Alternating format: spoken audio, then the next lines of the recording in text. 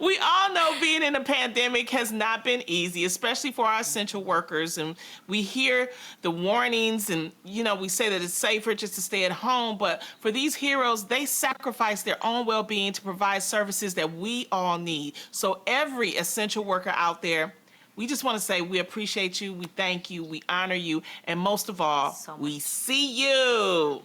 We sure do, Lonnie. Now, today we're celebrating the essential workers with an office in the sky, flight attendants. Thank you. I love my flight attendants. And Darian from Atlanta is on the line. Darian, what is up and welcome to the show. Hey, Darian. Hi, how are you? And we love you This too. smile right here. This is the type of smile we need to see in those skies. This is it. So, Darian, Thank how you. long have you been a flight attendant? I've been a flight attendant for 4 years, and in the aviation industry, 4 years is nothing compared to 50 and 60 years. So I am very junior. Wow, well, I know that the airline industry is definitely taking a big hit due to the pandemic. Were your hours affected? Yes, absolutely. If someone would have told me a year ago that I would be furloughed right now and we would be in the pandemic, I would have told them they were definitely lying. I went from traveling international doing domestic as well. And a flight attendant, we average about 75 flight hours a month. So I was doing well above that by doing 130 hours. So I went from having a check for 130 hours to receiving a check for only 19 hours. So that was definitely rough. And I don't know how I managed, but somehow I did. Gosh, Wow. Darian, that's so hard for us to hear. The pandemic has really turned our world upside down. But how have you Yes. been holding up since you've been furloughed? How are you doing? It has been rough. I'm normally very strong, and my parents have taught me how to be very independent and how to make things happen. But to a couple of weeks ago, I had to call my parents, and I was in the grocery store, and I just had a moment. And I told my parents, it is hard. It is hard, and I'm normally strong, but I broke down crying, and I was like, Mom, like, if I like life is hard, it is rough. How am I going to get through this? She offered me words of encouragement and told me, you just have to stay strong, bud. If you need to come back home, then we can make that happen. But Yeah. it was definitely rough, definitely. Wow. So you haven't gone back home to them, but how have you been handling the financial strain? To handle the financial strain, I've been doing food delivery services. But even with those services are at the beginning of the pandemic, I was making decent money, but due to those services being very saturated now, it's hard to make money. So the bills are still there and my income is coming in. So I had to go into my savings, my emergency savings.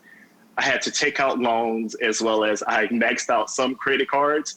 And now I'm thinking, okay, once I do return to work, I'm going to have to pay all that off. I'm going to have to pay those bills as well as make a living in that moment as well. So it's definitely been tough and hard. But like I said, I've been managing and doing enough just to get by, unfortunately. Wow. My gosh, living in the unknown is such a scary situation. And we understand, as we can clearly hear, all the different ways that you're trying to cope. Honestly, this is Yes. the time when having family around is important, right? So, family, what are Absolutely. your plans to make it through this pandemic and get to them? Currently, I'm in Charlotte, North Carolina, but I am relocating to Atlanta, Georgia within the next Okay. month. I have a job lined up, but this pandemic has taught me that nothing is set in stone until it actually happens. So hopefully Right. I am able to continue on with that job because right now, even with everything happening, I just want to be able to be close to my family and my friends, which they have all kept me in high spirits. And because I do have an apartment lined up, so things are falling into play. So even with that apartment, I just was able to find a roommate to kind of counteract the expenses and make things happen. So even with things going bad, they're also going good. So I'm staying in high spirits now, and myself as well as my other colleagues, we know that one day things are going to hopefully return back to normal. Yes. Absolutely. Yes.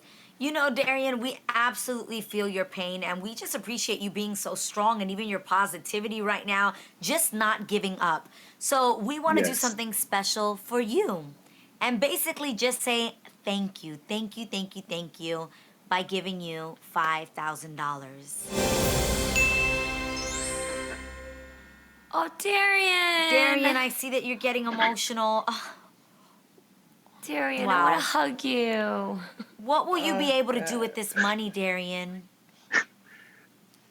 I Oh, I I was just thinking like how even with my move, I was literally I had pen and paper and I was like, okay, what am I going to do? Like how much is this going to be? How much is that going to be? So it's I am very, very, very thankful. I thank you all so, so, so much. Like I'm not even thinking about crying on TV right now because I do it all the it's time, been, Darian. Don't worry. I know. You let it. You know what? Because This is dangerous. what this is, Darian, is all of us we're going through this. Especially, you know, Yes. there are a lot of people that can't pay their bills, and I wish we could do more for you, but just this is something, Thank and you. we I'm very appreciate grateful. you. We really, really do. We hope this money helps to relieve some of the stress Yes. and the financial strain on you. And shout out back to to all your of our family, essential Darian. workers.